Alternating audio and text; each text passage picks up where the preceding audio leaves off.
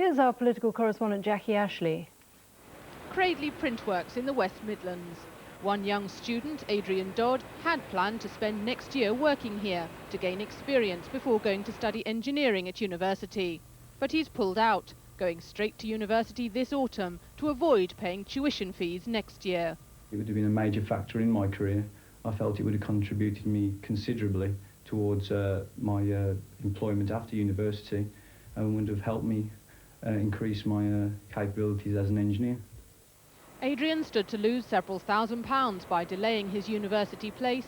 His would-be employers regret the late news of tuition fees next year. We are disappointed with the lateness of the government's change of policy at a crucial time when the A-level results are due to be announced this week and the people are planning their future.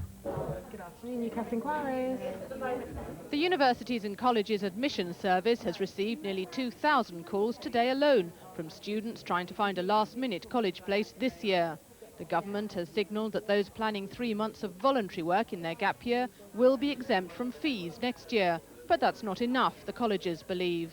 Behind me there are a lot of very competent professional people who explain matters particularly clearly, but it's quite certainly the case at the moment that we don't know precisely what the circumstances are. The government should have foreseen the problem for this year's A-level students wanting a gap year, the opposition say. What they've done is, first of all, describe this problem as irresponsible scaremongering. Then they've started briefing off the record that they will do something about it. But students who are going to get their A-level results on Thursday are entitled to know what the regime will be. The government wasn't fielding anyone to answer charges of confusion today, indicating that a statement is likely on Thursday. But with John Prescott intervening in a row over immigration, not his usual brief, opposition taunts about who's really in charge while Tony Blair is on holiday are growing ever louder. Jackie Ashley, News at 10, Westminster. Damon Hill's motor racing career was firmly back on track today after his brilliant drive for Arrows in the Hungarian Grand Prix yesterday. There's talk of him getting a job offer for next season from the McLaren or Jordan teams, or even Williams again. Here's our sports reporter Peter Staunton. On the shop floor of the Arrows factory today, no time to reflect on a magnificent result. The next race is just 13 days away, and it's a circuit which is unlikely to give the team the advantage they enjoyed in Hungary. But while Arrows are at last getting the results, it may be too late to keep Damon Hill in the cockpit. The world champion should have won yesterday, but a sticking throttle left the car jammed in second gear. He was lucky that only Villeneuve was in a position to take advantage of his misfortune. With the team screaming their encouragement, Hill limped over the line. A crowd packed with German fans saluted the man who'd overtaken and outdriven their hero Schumacher. Damon had missed out on the big prize, but he'd almost lost everything.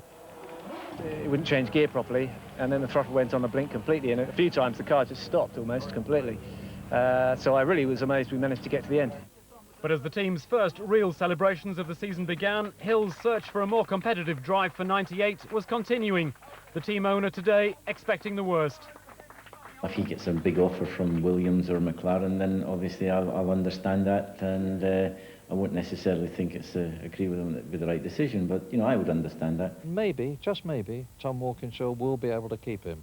But if you're asking me, I think he'll move. Maybe to the McLaren, maybe to Jordan, maybe to Prost.